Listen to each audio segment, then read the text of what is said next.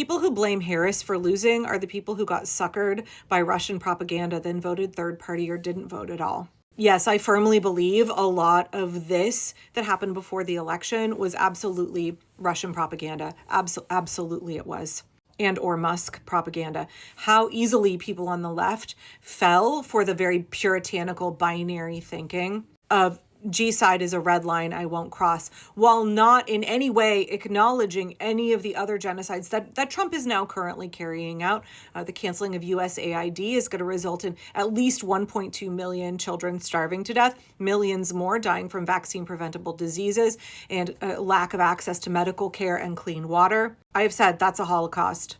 Elon Musk is carrying out a Holocaust. They really got suckered in to this binary thinking, this moral grandstanding of like, I'm going to feel very morally pure and righteous because I am standing on my ideals, but I'm not actually looking at the way that I'm being a complete hypocrite, that my ideals are completely contradictory. I don't actually care about how Trump wants to carry out a genocide against immigrants, against trans people, against the Black community, against our elderly, the disabled, our veterans, because he is now doing all of those things. And he said that he wants Gaza leveled and turned into a vacation destination for the super rich.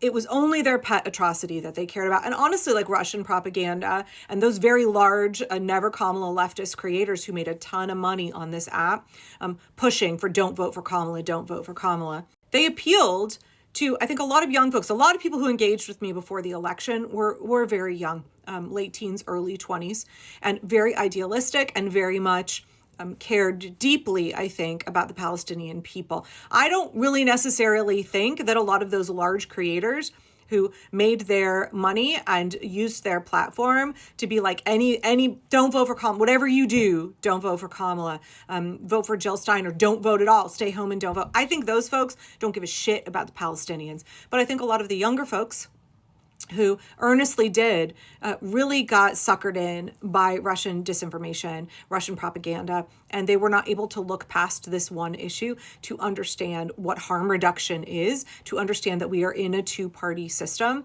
and that it's not our fault that that is the reality. And there was either a vote against fascism or a vote for fascism. And if you chose not to vote for Kamala, any other action was contributing actively or passively to a vote for fascism. Folks were incredibly short-sighted. And what I'm still seeing after the election is people still being on their high horse and being like, well, I feel good because I didn't cross that red line. I still think Kamala shouldn't have been president. So either they were accelerationists who wanted what we're living now. They wanted the suffering of innocent, vulnerable people around the world and in the US because they think it will bring about somehow their bloody revolution, or because they just want to see the world burn, or whether they're still clinging to this position because they cannot face the reality that what they have done is contribute to far more deaths and much more harm than we would have had otherwise. They refuse to look at the concept of harm reduction, and they refuse to take responsibility. It feels really good to be morally righteous and say, like, we're all suffering now, but you know what? I stood by my convictions. No, the people who are saying that are the people who are protected and insulated from the worst parts of what this regime is doing and will do. This moral smugness, this binary thinking, these purity fallacies, these are part of why we are where we are today. They are extremely toxic. They're extremely harmful. And you notice the folks on the right, they are largely very unified. They get behind Trump and they will do what he says, even if they are traditionally more moderate politicians like Lisa Murkowski and Susan Collins. They're still falling in line and voting the way he says. It is the left that is incredibly fractured over every tiny minutia of difference of political opinion, of policy, of the way that we want to craft legislation, of how much money we want to spend. Like, we are fracturing over every tiny thing. And what we have to have right now is solidarity. We have to understand we have to work with people who look very different than us, who have a very different lived experience from us, but also people who have really diverse political beliefs, people who we do not align with in many, many ways. We have got to align under one thing, and that thing is that we must fight fascism. And I honestly, I don't know how we combat this, because it's April of 2025, and we still have folks who feel really smug and really proud of themselves that they didn't vote for Kamala, and they still want to grandstand on the internet. After all they have seen Trump do, they still want to take any opportunity that they can to hate on a Black woman and to be like, I'm so proud that I didn't vote for that.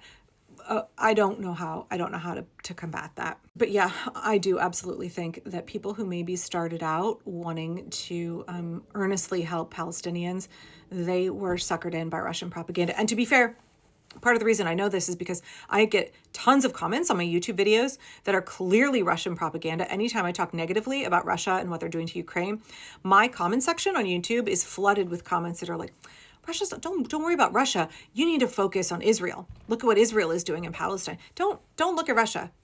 The real problem here is Israel. And to me, it's clearly like Russia wants us to not be looking at what they're doing, doesn't want us to look at what they are doing in Ukraine and what they're doing in our own country. They want you distracted by what Israel is doing. And so I firmly believe that because that kind of bot interaction is so prevalent on social media now, that definitely is what was going on before as well. Also because like a lot of the comments I got about like, don't vote for Kamala, genocide is a red line, whatever you do, don't vote for Kamala. Those are always like anonymous accounts. A lot of them claim to be Canadian.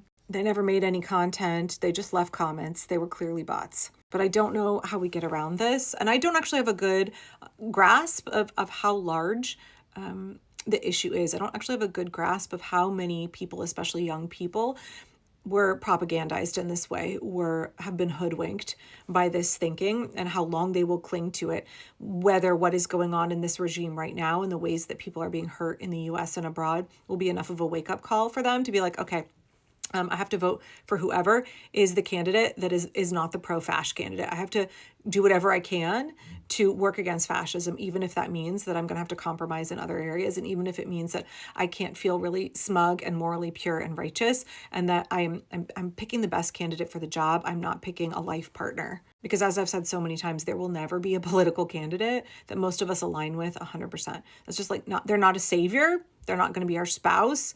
They're not anything other than a person we are hiring to do a job. And that job is to be the democratic president of the United States. So I don't know if these people are with us in the attempt to stop authoritarian creep and restore our democracy. Are they really with us? It's hard for me to say. And it's hard for me to say how we deprogram these people. I mean, maybe that's a better question for somebody like Knitting Cult Lady, who's an expert on cults and deprogramming. Because I don't really know. I don't really know if these folks are with us in the resistance, or they're too busy sitting up there on their high horses. I don't know.